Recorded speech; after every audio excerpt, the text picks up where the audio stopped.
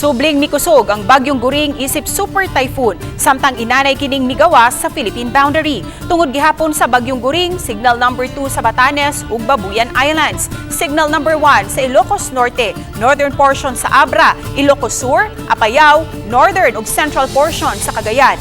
Katapusang nasikpatan ang mata sa super typhoon Guring sa west-southwest sa Basco, Batanes.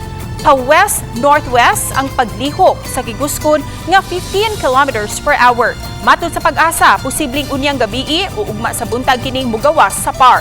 Padayon usab nga nagkaduol ang laing bagyo nga katapusang nasikpatan sidlakan sa extreme northern Luzon.